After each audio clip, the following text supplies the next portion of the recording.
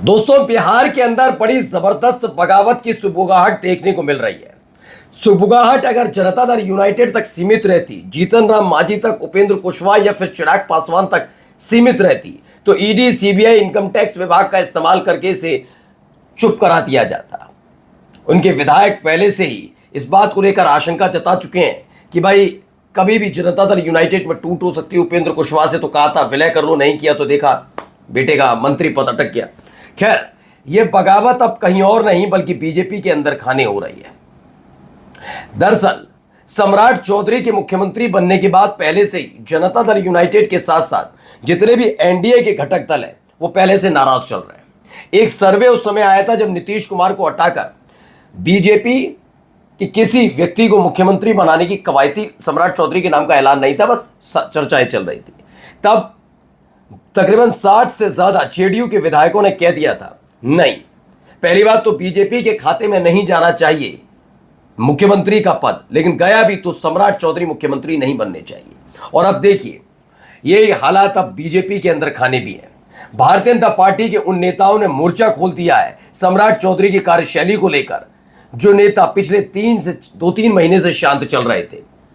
जैसे ही भरत तिवारी एनकाउंटर वाला मामला सामने आया, उसके बाद इन नेताओं को मौका मिल गया है। अब खुल्लम खुल्ला ये खबर निकलकर सामने आ रही है, या तो सम्राट चौधरी को कुर्सी छोड़नी पड़ेगी वरना बीजेपी बिहार के अंदर ही दो फाड़ हो सकती है। तो कौन कौन से नेता हैं जो अपनी ही सरकार पर आरोप लगा रहे हैं और कौन बगावत के लिए तैयार बैठे। और एक ऐसी खबर जिसकी चर्चा होते ही दिल्ली तक उसका असर दिखाई दिया, वो भी दिखाता हूं। नमस्कार, मैं हूं प्रज्वल गौतम और आप देख रहे हैं न्यूज सर्किल। वैसे तो दल बदल का खेल हर राज्य में, हर पार्टी में होता ही रहता है, कोई बड़ी बात नहीं है। लेकिन पिछले कुछ दिनों से देखने को मिल रहा है, कभी टीएमसी का जिक्र कर, कभी उद्धव ठाकरे के नाम का जिक्र कर, मतलब उनकी पार्टी को तोड़कर कहा जाता है हृदय परिवर्तन हो रहा है। अगर यही हृदय परिवर्तन बिहार में हो जाए तो दरअसल हम सब जानते हैं कि सम्राट चौधरी के साथ साथ एक नाम और मुख्यमंत्री पद की दावेदारी में था, और उनका दावा अगर देखा जाए जेन्युइन तरीके से तो ज्यादा भारी था। नाम है विजय कुमार सिन्हा। इसीलिए क्योंकि विजय कुमार सिन्हा खांटी भाजपाई हैं, वो लंबे समय से राजनीति करते रहे हैं। सम्राट चौधरी के मुकाबले उनका राजनीतिक अनुभव ज्यादा है और वो अनर्गल बयानबाजी के लिए नहीं जाने जाते। हाँ, बयान तो हर कोई नेता देता, हर तरीके से अपने अपने तरीके से देता, लेकिन अनर्गल। जबकि ये सारी खूबियां सम्राट चौधरी में नहीं है। ना वो खाटी भाजपाई रहे, आरजेडी से राजनीति की शुरुआत की, लालू प्रसाद यादव की उंगली पकड़कर सियासी गलियारे में टहले, फिर दौड़ने लगे तो बीजेपी में आ गए।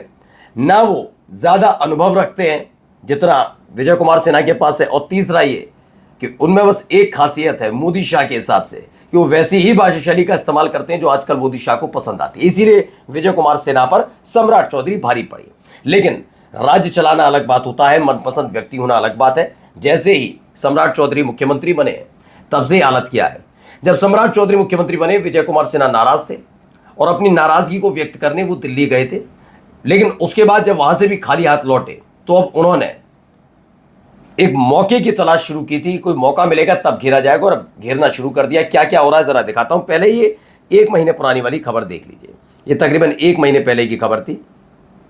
देखिए 29 तारीख की एक खबर थी, 29 मई की। विजय सिन्हा को नहीं मिली पटना में दर्द दिल की दवा, तो राहत के लिए पहुंचे पीएम मोदी के पास। कहा जा रहा है कि विजय कुमार सिन्हा पिछले कुछ दिनों से इसलिए भी नाराज है कि उनको दरकिनार करके, चूंकि वो भी डिप्टी सीएम थे नीतीश कुमार की सरकार में, उनको दरकिनार करके सम्राट चौधरी को मुख्यमंत्री बनाया। दरअसल क्या एक फॉर्मूला इनकी तरफ से इजाद किया गया है संतुष्ट करने के लिए। पहले एक ही उप मुख्यमंत्री होते थे, सुशील कुमार मोदी, लेकिन फिर एक तरीका इजाद किया गया जिसमें मुख्यमंत्री जेडीयू का रहे और उप मुख्यमंत्री बीजेपी के कोटे से होंगे। 2 होंगे, दोनों बीजेपी कोटे से। अब जब बीजेपी के कोटे का मुख्यमंत्री है तो दोनों के दोनों जो 2 उप मुख्यमंत्री किस कोटे के होंगे, जेडीयू के कोटे के। तो वही हो रहा है, जनता दल यूनाइटेड के कोटे के दोनों उप मुख्यमंत्री हैं। विजय कुमार सिन्हा केवल कृषि मंत्री बनाए गए हैं। अब उसे लेकर वो नाराज चल रहे थे और वो पहुंचे थे दिल्ली। खबर निकल कर आई, वो दिल्ली पहुंचे तो सही, उनकी बात सुनी तो गई, लेकिन कोई फौरी राहत नहीं दी गई। लगा कि कुछ बड़ा हो जाएगा, मिल जाएगा पद, कुछ ऐसा नहीं हुआ। विजय कुमार सिन्हा खाली हाथ बैरंग वहां से लौट आए। तो इन सब के बीच अचानक से अगड़ा बनाम पिछड़ा हो गया, जिसे संभालने में पूरी तरह से नाकाम रहे सम्राट चौधरी। अब इसका फायदा क्या उठाने जा रहा है, देखिए एक खबर चर्चाओं में बहुत ज़्यादा इसकी बात हो रही है विजय कुमार सिन्हा आरजेडी में शामिल होंगे, बीजेपी छोड़कर लालू तेजस्वी की पार्टी का थामेंगे दामन। मैं मेरा चैनल इस बात की पुष्टि नहीं करते, लेकिन फिलहाल इस बात की चर्चाएं जोरों पर इसलिए भी चल रही हैं क्योंकि पहले से ही विजय कुमार सिन्हा सम्राट चौधरी को लेकर नाराज चल रहे हैं। दूसरी बड़ी खबर यह है कि अगड़ा बनाम पिछड़ा जब से शुरू हुआ है, यानी कि जो भरत तिवारी एनकाउंटर वाला मामला हुआ है, उस वाले मामले में पूरी तरह सम्राट चौधरी घिरे हैं और उसका फायदा विजय कुमार सिन्हा उठा रहे हैं। खबर निकल कर आ रही है कि विजय कुमार सिन्हा या तो अपनी पार्टी के सामने एक प्रस्ताव रख सकते हैं कि सम्राट चौधरी को उठ के टाटा बाय बाय कहिए, वरना वो शामिल तो आरजेडी में नहीं होने जा रहे, आरजेडी में शामिल नहीं होंगे, लेकिन हाँ वो अलग राजनीतिक दल की हैसियत से आरजेडी की मदद से सरकार बना सकते हैं। देखिए इसका फायदा क्या हो सकता है, कोई फर्क पड़ेगा तो फर्क पड़ सकता है। देखिए अमन आनंद सिंह हैं बहुत सारे।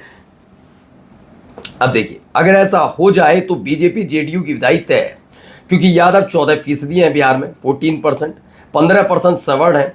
अगर बनिया को छोड़ दिया जाए, दरअसल जो वैश्य हैं उन्हें ये माना जाता है कि वो बीजेपी के कोर वोटर हैं, और कहा भी जाता है नॉर्मल भाषा शैली में हमारे यहाँ बनियों की पार्टी कही जाती है बीजेपी, तो उनको छोड़कर इसीलिए कहा, जिसमें ठाकुर भी हैं, जिसमें आप ब्राह्मण देखिए सब आएंगे सवर्ण में। अब 18% मुस्लिम है, ये तीनों मिलाकर होते हैं 47%। ये आगे लिखते हैं, अब अगर इसमें से कुछ हिंदू मुसलमान के नाम पर एक कैंडिडेट के जात के कारण कुछ वोट बीजेपी को जाएगा भी, तो उतना ही लगभग अति पिछड़ा दलित का जुड़ भी सकता है। यानी कुल खेल होना हुआ नजर आएगा अगर ये पूरा चीजें बन जाए। अच्छा, नाराजगी एक तरफ ये चल रही थी, अचानक से एक और मंत्री आए, बीजेपी के कोटे के मंत्री ने सम्राट चौधरी के मंत्रियों को एक तरीके से अप्रत्यक्ष तौर पर ही सही भ्रष्ट बता दिया। किसने? नाम है दिलीप जायसवाल, जो एक वक्त में प्रदेश अध्यक्ष रहे। सम्राट चौधरी के बाद यही प्रदेश अध्यक्ष बने थे दिलीप जायसवाल। अब दिलीप जायसवाल की भी मंशा होती, उनका भी मन था कि भाई बड़ा मंत्रालय कुछ अच्छा खासा हो, और मुख्यमंत्री की चाहत तो भाई सभी की होती है। तो यही है, बिहार के राजस्व एवं भूमि सुधार विभाग मंत्री दिलीप जायसवाल ने मंत्रियों के भ्रष्ट होने को लेकर सवाल उठाए। कहा मंत्री ईमानदार होगा तभी नीचे कार्रवाई संभव है। इन्होंने कह दिया है, क्या कहा है जरा देखिए, पढ़िए। बिहार के वरिष्ठ नेता, बीजेपी के नेता, राज्य के राजस्व एवं भूमि सुधार विभाग मंत्री दिलीप जायसवाल ने मंगलवार को कहा कि मंत्री को ईमानदार होना होगा। उन्होंने कहा मेरे 2 अभियान है, पहला ये कि मंत्री ईमानदार बने, यानी कि क्या सम्राट चौधरी के सरकार के मंत्री ईमानदार नहीं है? मंत्री ईमानदार होगा तभी नीचे कार्रवाई संभव है। पहला काम उनका है कि मंत्री को ईमानदार होना होगा। दूसरा है कि भ्रष्टाचारियों पर प्रहार करना। मंत्री अगर ईमानदार है तो उनकी कलम में ताकत होगी, तब मंत्री कलम की ताकत से भ्रष्टाचारियों पर कार्रवाई करेगा। ये भी इनका अभियान है। दोनों अभियानों का जिक्र करते नजर आए, लेकिन अब सवाल लोग ये पूछने लगे हैं कि आपके दोनों अभियान तो ठीक बात है, लेकिन क्या वाकई खुद मानते हैं दिलीप जायसवाल सम्राट चौधरी के सरकार के मंत्री ईमानदार नहीं है? नमस्कार।